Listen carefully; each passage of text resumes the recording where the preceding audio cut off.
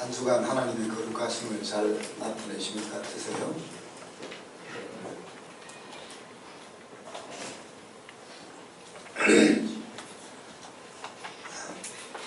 우리 그리스도인에게 있어서 최고의 가치는 거룩이라고 지난주에 우리가 다루었습니다. 인권보다 생명보다 더 상위 가치가 거룩이라 했습니다. 그래서 우리 아버지가 거룩하시기 때문에 우리도 닮아가야 되는 것이 정상적이다, 자연스러운 것이다 라는 말입니다. 그래서 과연 나에게 있어서 하나님은 다른 힘과 무엇이 다른가 하는 것들 앞으로 곰곰이 좀 생각해 볼 필요가 있다. 하나님께서 굳이 모세가 가나안 땅에 들어가는 것을 허락지 않으시면서 지도자가 백성들 앞에서 하나님의 거룩함을 나타내야 한다는 것을 온 백성들에게 가르쳤습니다. 요사와 갈렙의 행동이 그 거룩을 나타내는 좋은 모델이 되었죠. 그들을 하나님께서 직접 나서셔서 지켜주셨던 것을 우리가 기억합니다. 그는 눈에 보이는 대로 말하지 않고 행동하지 않고 하나님의 눈으로 바라보면서 백성들로 하여금 하나님을 바라보도록 독려했다 하는 사실들을 우리가 배웠습니다. 이 가데스에서와 같은 일들은 우리가 인생을 살아가면서 항상 계속적으로 일어날 수밖에 없다 하는 것을 우리가 생각했죠.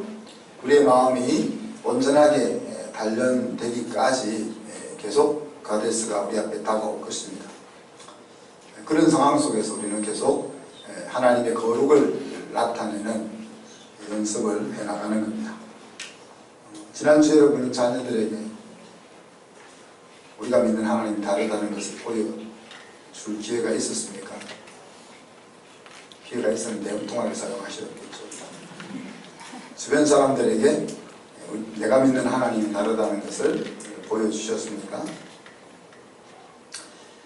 구별되어 살아간다는 것, 하나님의 약속의 말씀을 붙잡고 살아가려고 힘쓰는 것, 또 상황이 일어났을 때 눈에 보이는 대로 반응하지 않고 하나님의 관점에서 바라보려고 애쓰는 그 모든 것을 하나님이 기쁘게 바라보십니다.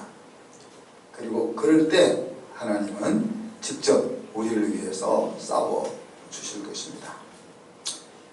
오늘 말씀에 보면은 여호와를 알지 못하며 여호와께서 이스라엘을 위하여 행하신 일도 알지 못하는 다른 세대가 일어났다 그랬죠. 우리가 작년 송구영신 예배 때 나눴던 말씀입니다.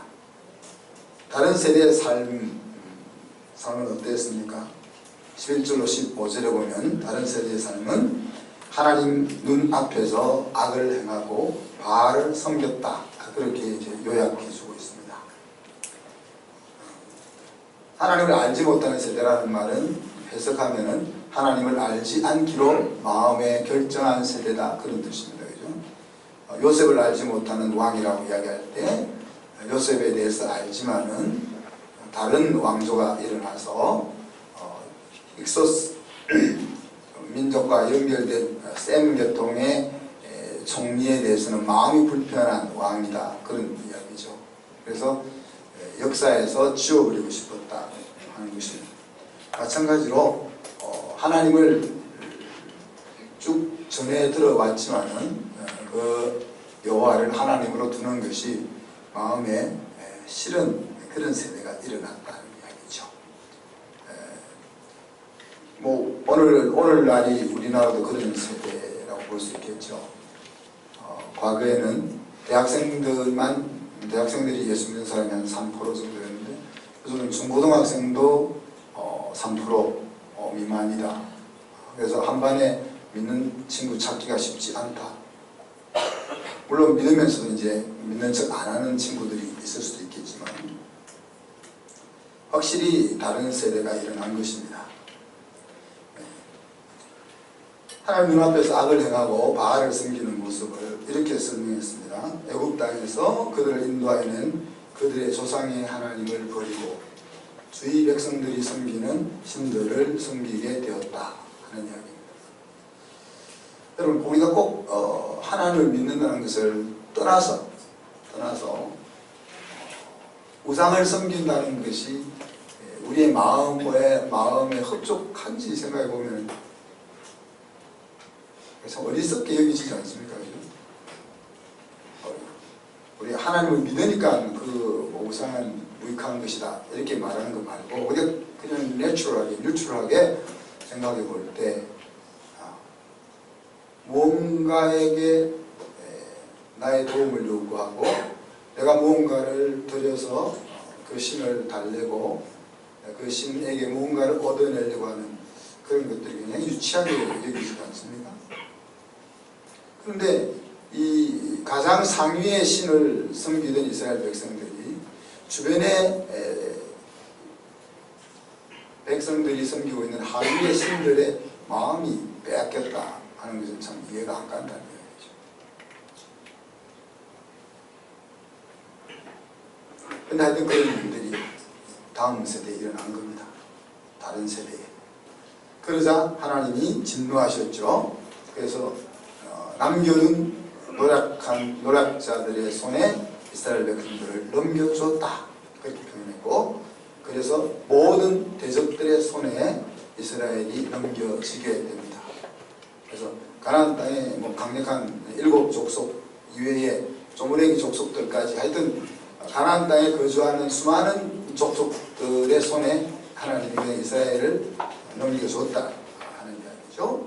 그래서 14절 15절에 보면 어디를 가나 재앙이 임했다. 어디를 가나 형통하고 어디를 가나 행복한 인생이 아니라 어디를 가나 무엇을 하나 일이 꼬이고 어려움을 만나게 되는 일이 일어났다. 그래서 이스라엘 백성들이 괴로움과 압박이 심각해 하는 자리까지 이르게 되었다고 얘기하죠. 그 다음에 그래서 이제 그들이 부르짖기 전에 하나님이 사사를 세워서 노략자의 손에서 구원해 주셨다 그랬습니다. 그렇지만 그들은 순종하지 않고 여전히 우상을 숭배했다. 우상 숭배하는 것이 세 가지 이야기를 소개됩니다. 음행을 행하고 우상을 예배하고 조상들의 길에서 속히 떠났다 이렇게 이야기했습니다. 그러니까 도덕적인 타락, 그리고 하나님 아닌 다른 것을 하나님으로 섬기는 일, 그리고 하나님을 믿는 자리에서 속히 떠나는 이런 일들이 이스라엘 백성들에게 이루어 다가오게 된 것이죠. 그래서 하나님이 사사를 보내서 사사가 사는 날 동안은 대적의 손에서 이스라엘 백성들이 구원을 받게 되었다 그렇게 이야기했습니다. 또 사사가 죽으면 다시 옛날로 돌아가는데 더욱 타락했다. 자, 이것이 이제 약 350년 동안 계속될 이스라엘 백성들의 방황의 역사입니다. 자, 반복되는 방황의 역사가 여러분의 인생이라면 어떤 마음이 들겠어요? 자, 하나님을 떠나서 자기 마음대로 살다가 하나님의 징계를 받아서 곧 곤고함에 처하게 되고, 그 곤고함에 처하게 됐을 때 다시 하나님을 생각하고 회개하고 부르짖었다가 하나님의 구원이 임하지만은 그 구원이 어느 시간이 지나면 또다시 옛날로 돌아가는, 이것이 350년 동안 계속 반복되고 있다는 거예요.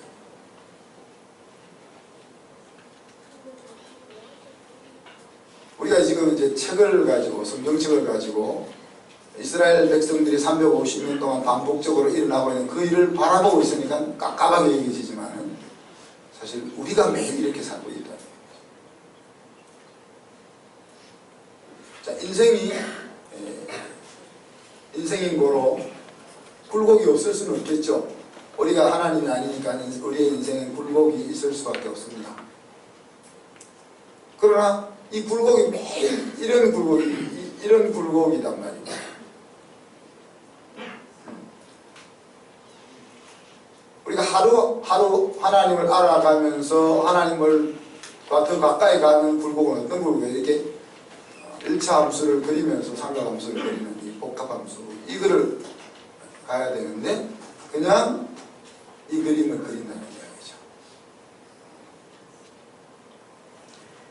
자, 이스라엘 백성들이 의도적으로 그렇게 했을까? 어떻게 생각하세요? 의도적으로 우리는 이런 인생을 살 거야, 방황하는 인생을 살 거야, 그렇게 생각하십니까? 그런 사람도 있겠죠, 그 중에는. 그런데 의도적으로 그렇게 하지 않았다면 왜 이런 방황의 역사가 반복되었을까 생각해 볼 때, 생각 없이 살면 그렇게 된다 결론에 도달하게 돼요. 생각 없이 산다는 것은 눈에 보이는 대로 살아간다는 이야기입니다. 눈앞에 펼쳐진 그대로만 바라보고 행동하고 살아간다는 이야기죠. 이 악순환의 고리는 하나님이 끊어주실 수가 없어요. 뭐 하나님 능력이 없어서 못 끊어준다는 것이 아니고, 하나님이 그걸 끊어줘 버리면은 문제가 발생하는 거예요. 내가 스스로 끊고 일어나야 하는데, 그것을 끊고 일어날 수 있는 것은 저는 은혜라고 생각합니다. 약속을 깨뜨리고 하나님의 말에 귀를 기울이지 않는 이스라엘 백성들을 향해서 하나님이 조치를 내리셨죠. 20절에 뭐라고 합니까? 다시 이제 이방 민족들을 쫓아내지 않겠다 그랬어요. 21절 23절에 보면 이방 민족을 남겨두겠다 그랬어요.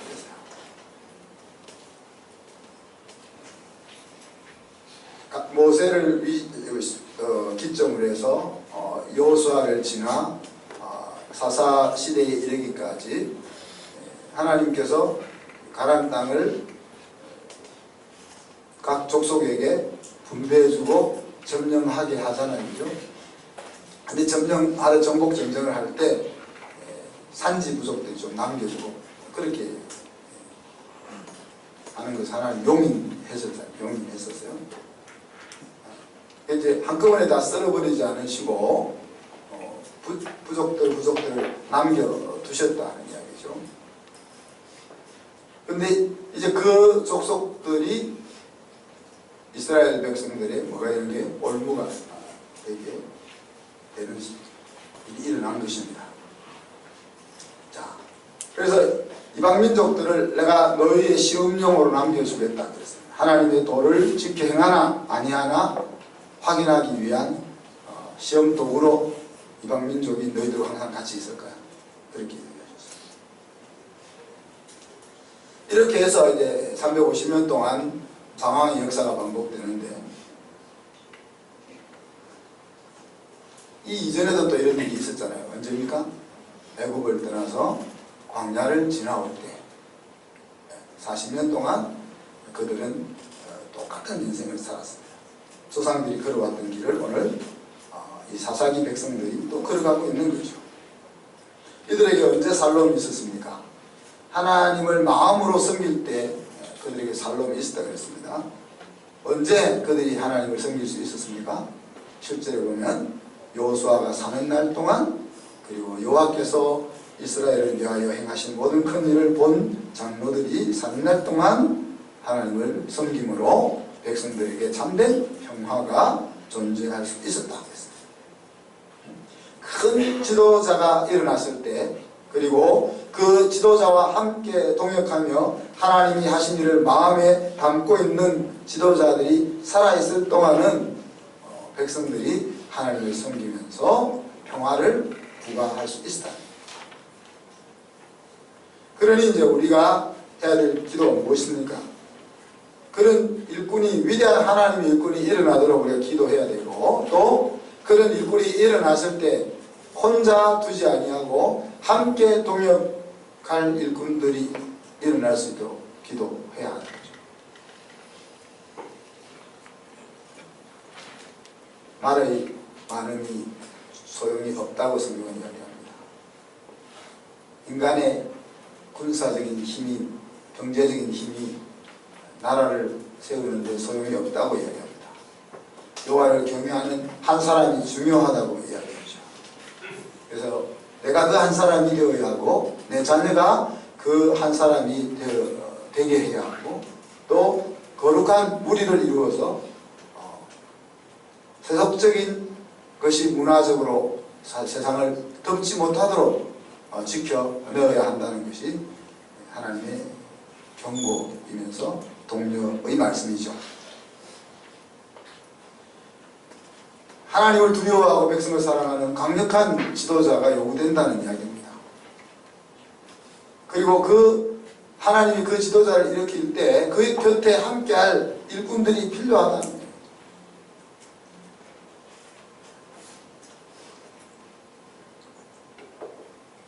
요즘 사회면에 보면 일본 때문에 난리가 났잖아요. 그죠?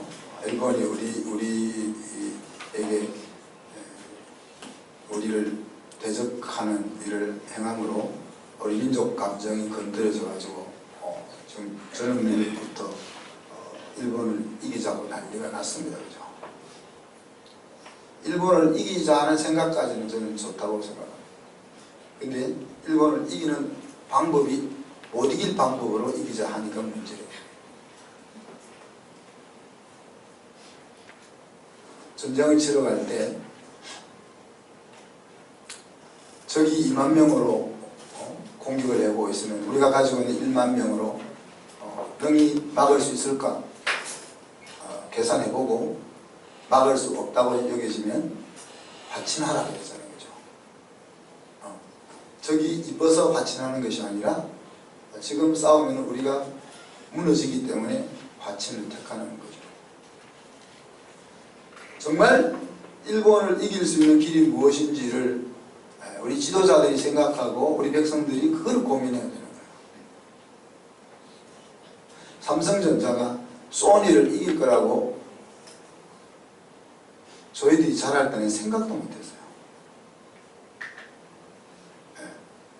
전 세계를 소니 카메라, 텔레비전이 지배하고 있었으니까 삼성에서 카메라 만들었는데 아무도 안 사죠. 디자인도 허접하고 성능도 엉망이고. 그런데 지금 가전시장은 삼성, LG가 다 세계를 정복하지 않았습니까? 그럼 그들이 어떻게 소니를 딛고 노키아를 딛고 그런 자리에 이르렀는지 우리 역으로 한번 생각을 해볼 필요가 있는 겁니다. 일본 물건을 안 사서 일본을 이길 수 있다면 우리가 일본 일제 다 가져가서 불태울 수 있잖아요. 그죠? 그거는 기분 푸는 일이죠. 기분 푸는 일이죠. 정말 일본을 이기려면 일본을 이길 수 있는 힘을 키워야 되는 거예요. 그것은 하루아침에 되는 것이 아니고 10년이 걸릴 수 있고 20년이 걸릴 수 있고 100년이 걸릴 수 있는 일이에요. 못 이길 수도 있겠죠. 이 땅에 하나님의 나라 문화가 어떻게 꽃피울 수 있을까요? 우리가 정치하는 사람들을 보면 입맛이 싹 사라지잖아요. 여러분 억울하지도 않습니까? 장관 한 번 몇 달 하고 나면 일평생 먹고 살 것을 우리 세금으로 다 주는데 대통령을 하고 임기가 끝나고 나면 매년 수십억 들어서 안전을 지켜주고 먹고 입고 할 거 평생 공급해 주는데 억울하지도 않습니까? 우리가 준 우리의 돈을 가지고 세상을 망치며 백성들을 힘들게 하고 그러고도 우리 거를 가지고 평생 살아가는 그런 사람들 보면 열 안 나냐는 거예요. 여러분 주머니에서 직접 안 꺼내가니까 열이 안 날 수도 있겠죠. 그렇다고 우리가 또 데모하러 또 길거리에 나갈 수는 없잖아요. 그러면 그렇게 살 거냐? 그렇게 살 거냐? 그냥 정치 못할 때 욕하고 다음 선거 때는 다른 좋은 사람이 나타나서 나를 좀 새롭게 달라고 이렇게 생각하면서 그렇게 살 거냐 하는 거예요.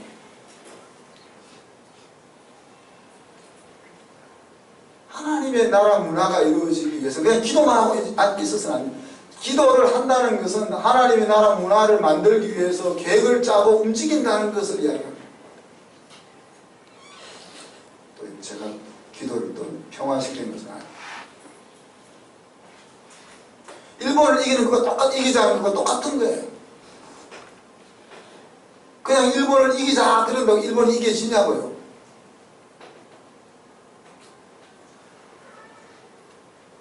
저는 이렇게 생각합니다. 우리가 일본으로부터 36년 동안 당했던 그 치욕을 생각하면 이가 갈리잖아요. 이가 갈릴수록 그 사람들한테 잘해줘야 돼요. 우리가 양의 탈을 써야지. 잡아먹기 위해서. 일본을 욕하면서 우리를 욕해야 돼요. 우리를 욕해야 돼요. 일본을 욕하는 것 2배 이상 우리를 욕해야 돼요.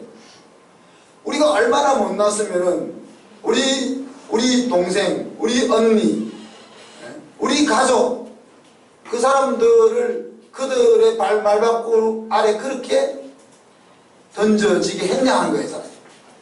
일본은 나쁜 놈들이니까 그렇다 치고 세계 역사가 그렇지 않습니까? 힘 있는 나라는 힘이 없는 나라를 괴롭히고 그것을 통해서 자기 이익을 취하는 거가 역사지 않습니까? 그런데 그들이 잘못했다고 이야기하면 뭐예요? 잘못했다고 지적하는 게 좋죠. 잘못했다고 지적하는 것에 10배는 우리 자신의 무릎을 쳐야 되는 거예요.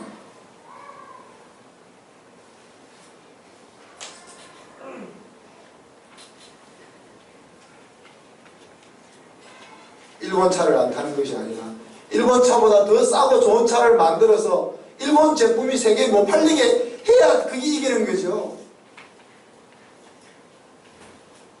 일본에서 매우 죄송합니다. 하나님 나라에 대한 이야기를 하다가 일본에 대해서 부각돼가지고 일본에 대해서 하나님 나라에 대해서도 마찬가지예요. 세상 나라의 문화가 점령해 오는 이 상황 속에서 우리가 그냥 넉만 놓고 단식만 하고 답답해하고만 있을 거냐 하는 거예요.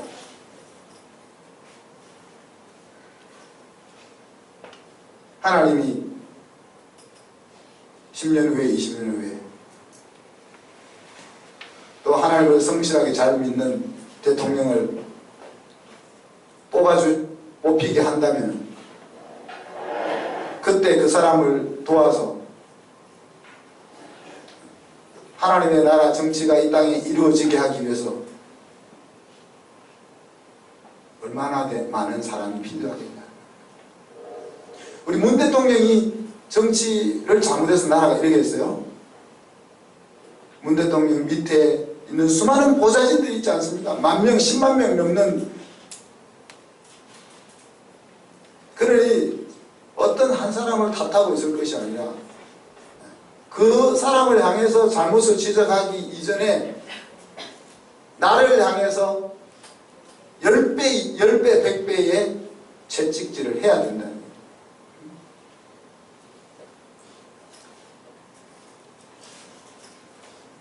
하나님이 우리나라를 여러 번 기회를 주셨잖아요.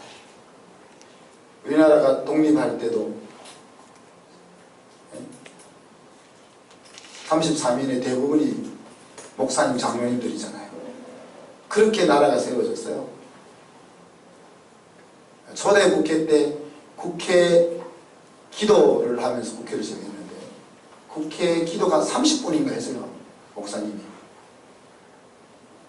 그런데 아무도 왜 기도 길게 하냐 하는 사람이 없어요. 하나님도 모르는 우리나라가 그렇게 시작됐던 나라단 말이에요.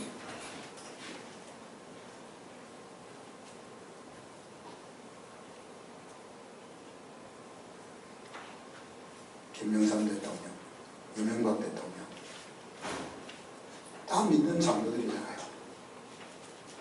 또 우리 황교안 대표, 또 그분도 장로잖아요. 또 이낙연 총리도 장로잖아요. 우리나라를 다스리는 국회나 장관들 40% 이상이 믿는 사람들이에요.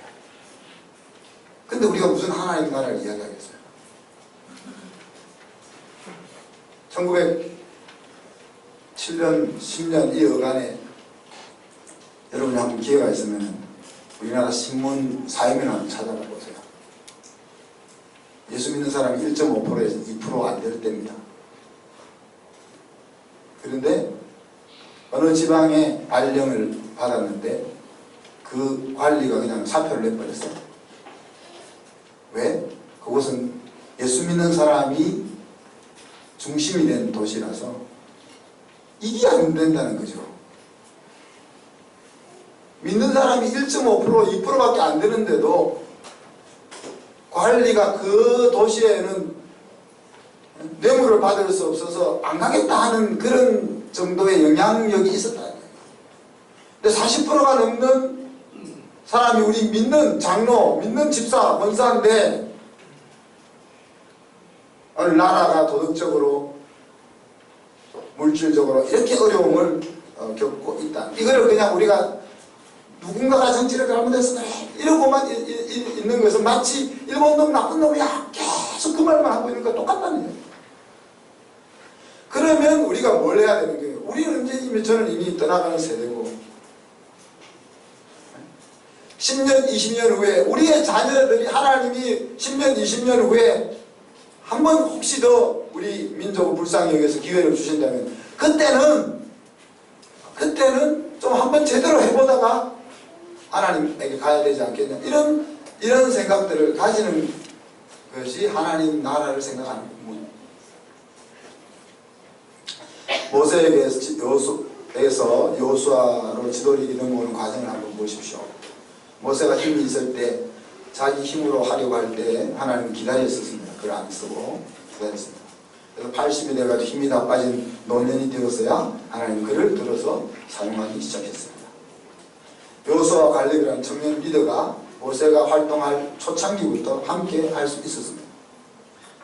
그리고 모세의 지도 아래서 일선에서 모세가 할 일을 모세가 아닌 여호수아와 갈렙이 수행했습니다. 하나님께서는 여호수아에게 모세에게 주셨던 그 권위를 백성들로부터 얻도록 해주셨고 하나님께서 모세의 그늘에서 여호수아를 벗어나게 해주셨습니다. 요단강 도하 사건을 통해서. 자, 그런데 여호수아는 왜 다음 세대를 준비하지 않았을까?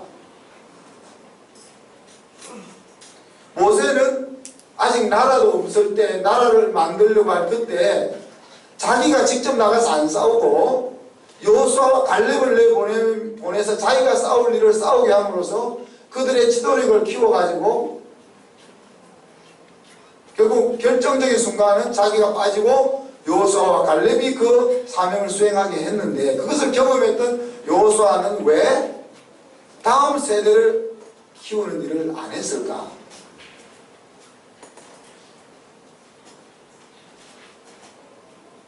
자, 모세가 죽고 정권을 위임받았을 때 여호수아도 모세처럼 노년이었습니다. 청년일 때가 아닙니다. 완전히 노년은 아닙니다. 중년이 훨씬 지날 때죠. 그죠? 갈렙이 85세 때 가나안 땅 정복이 아직 마치기 전에 이 산지를 내게 주소서 그랬으니까 여호수아와 갈렙이 한참 싸울 그때가 그 사람들이 80대. 모세는 80대 하나님의 사명을 받아서 일을 시작할 때 여호수아와 갈렙을 시켜서 그 일을 했는데 왜 여호수아는 그렇게 안 했을까? 안 한 걸 어떻게 하겠어요? 사실 역사를 보면 거의 모두가 다음 세대를 키우는 일을 잘 못했습니다. 그럴 수밖에 없죠. 왜냐하면 뭔가를 이루어 나가는 그 시기에는 그 이루어 나가야 되는 일에 에너지가 너무 많이 들어가기 때문에 다음 세대를 생각할 여유가 없는 거죠. 그리고 이것을 이루고 나서 내가 다음 세대를 키운다, 이런 생각들을 항상 가졌기 때문에 여호수아뿐만 아니라 대부분의 역사 속에서 훌륭한 일꾼들이 다음 세대를 보세요. 기독교도 마찬가지입니다. 우리 빌리그리아는 쭉 다음 세대 세우는 거 보세요. 자기 죽고 나서 다음 세대가 세워지는데, 그럼 그 사람 죽을 수도 있고 말아먹을 수도 있고, 자기가 왕성하게 영향력을 미치는 그 때에 자기가 아니라 자기 밑에 있는 사람을 자기가 할 일의 자리에 세우는 사람이 없다는 이야기죠. 모세는 그 일을 했고 여호수아는 그 일을 못했다는 거예요. 여호수아를 책망할 것 없는 것이 대부분의 지도자들이 그렇게 하는 거예요.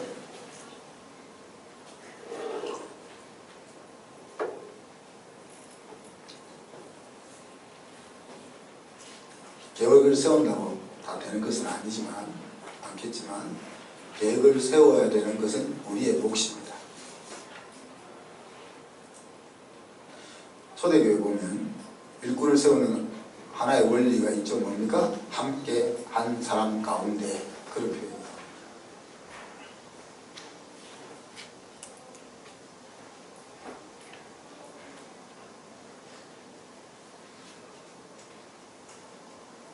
말씀을 마무리합시다. 이스라엘의 타락은 우상 숭배와 불륜행위와 동족 상잔으로 대별되었다 그랬는데, 우리 민족의 모습과 얼마나 흡사합니까?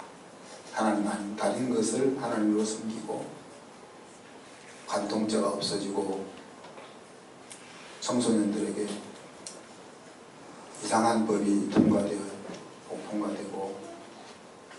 인권이란 이름 하에 엄난한 일들이 많이 이루어지고 있고, 또 민족이 동서로 나뉘어서, 남북으로 나뉘어서 서로 얼뜯고 하는 그런 모습들이 하나님을 떠난 이스라엘의 모습과 너무 흡사하지 않아요. 하나님께서는 이스라엘 백성들에게 정복해야 될 땅을 남겨두셨습니다. 왜 남겨두셨습니까? 시험용으로 남겨두셨다고 했습니다. 정말 하나님을 따르는지 따르지 않는지 그것을 테스트하기 위해서. 우리 주변에도 하나님께서 우리가 정복해야 될 땅들을 많이 남겨두셨습니다. 이스라엘 백성들에게처럼 우리가 그와 같은 상황 속에서 하나님의 거룩함을 나타낼 건지, 아니면 눈에 보이는 대로 행동하는지, 그것을 테스트하기 위해서 남겨두고 있습니다. 때로는 우리의 마음을 연단해서 정금같이 단련하기 위해서 정복해야 될 땅을 남겨놓기도 하시고, 때로는 우리에게 상 받을 거리를 만들게 하기 위해서 정복할 땅을 남겨주시기도 하시고, 또 때로는 영원한 나라에서 하나님과 함께 살 때 어떤 포지션에서 살게 할 것인지 하는 것들을 정하게 하기 위해서, 선택하게 하기 위해서 우리에게 정복해야 될 땅들을 남겨주십니다. 저에게 있어서 정복해야 될 땅은 여러분들이 하나님을 잘 알고 하나님이 허락하신 풍성한 삶을 살 수 있도록 이끌어주는 것입니다. 교육을 통해서 성도들의 마음을 세우고, 아이들을 다음 세대의 일꾼으로 세우고, 하나님이 나라를 새롭게 하실 때 저도 함께 하겠어요 라고 일어날 수 있는 일꾼들을 준비시키는, 그것이 저에게는 정복해야 될 땅입니다.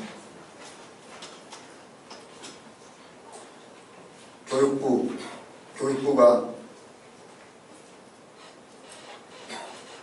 원하는 교육의 방향, 그것이 우리가 부딪혀 싸워야 될 거리고, 또 우리 주변에서 끊임없이 우리를 유혹하는 기존 가치, 세속적인 가치, 그것이 우리가 싸워야 될 적이고, 또 우리의 부족함, 연약함, 이것이 끊임없이 싸워야 될 우리의 정복할 땅들이다 하는 이야기.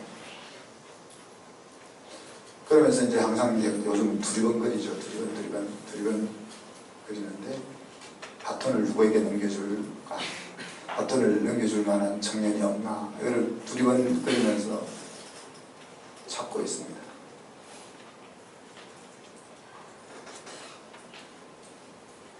성경에서나 역사 속에서 다음 세대가 일어나기보다는 다른 세대가 항상 일어났습니다. 근데 우리 교회에서는, 우리 학교에서는 다른 세대가 아니라 다음 세대가 일어났으면 하는 것을 우리가 꿈꾸고 계획하면 안 될까요?